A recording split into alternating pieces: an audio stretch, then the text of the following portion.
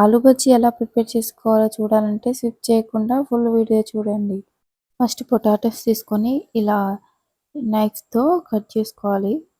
మరీ పలుచగా కాకుండా ఇలా కొంచెం మీడియం సైజ్‌లో కట్ చేసుకోవాలి. మీ దగ్గర చాపర్ ఉంటే చాపర్‌తో కట్ చేసుకోండి. కట్ చేసుకున్న పొటాటోస్‌ని వాటర్‌లో వేసుకోవాలి. వాటర్‌లో వేసుకోవడం వలన పొటాటోస్ నల్లగా అవ్వకుండా ఉంటాయి ఫ్రెష్‌గా. ఒక బౌల్ తీసుకొని అందులో 1 కప్ శనగపిండి వేసుకోవాలి.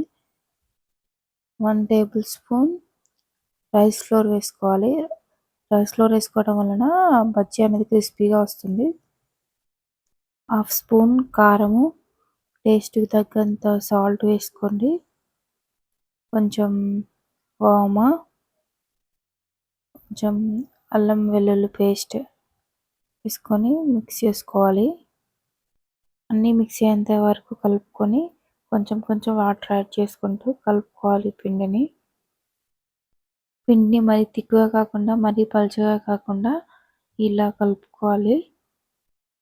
ఇప్పుడు స్టవ్ పైన కడాయి పెట్టుకొని ఆయిల్ పోసుకోవాలి. ఆయిల్‌ని బాగా హీట్ అవ్వనివ్వాలి.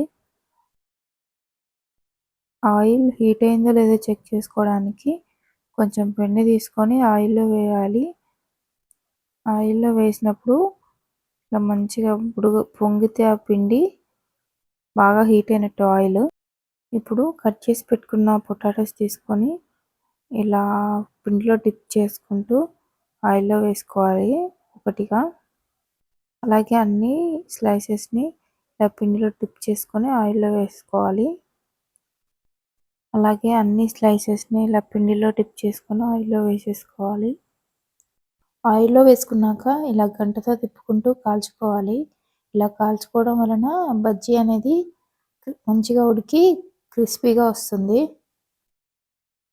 ఇలా గోల్డ్ కలర్ వచ్చిన తర్వాత తీసేసుకొని పక్కన పెట్టుకోవాలి. అలాగే అన్ని బజ్జీలను పిండిలో ముంచుకొని ఇలా వేసుకోవాలి. ఇది కూడా అలాగే గంటతో తిప్పుకుంటూ గోల్డ్ కలర్ వచ్చేంత వరకు కాల్చుకొని తీసేసుకొని పక్కన పెట్టుకోవాలి. ఆయిల్‌లోంచి తీసిన వెంటనే బజ్జీ పైన మసాలా వేసుకొని తింటే టేస్ట్ అదిరిపోతుంది. అది ఎలా ప్రిపేర్ చేసుకోవాలో చూసేద్దాం రండి. ఒక బౌల్ తీసుకొని అందులో హాఫ్ స్పూన్ ధనియా పౌడర్, కొంచెం కారము, కొంచెం సాల్ట్ వేసేసుకొని మిక్స్ చేసుకోవాలి. ఎంతో ఈజీగా ఇలా మసాలా రెడీ చేసుకొని బజ్జీ పైన వేసుకొని తింటుంటే టేస్ట్ సూపర్ ఉంటుంది. ట్రై చేయండి అందరూ. ఈ వీడియో నచ్చినట్టయితే సబ్స్క్రైబ్ చేసుకోండి అబ్బా.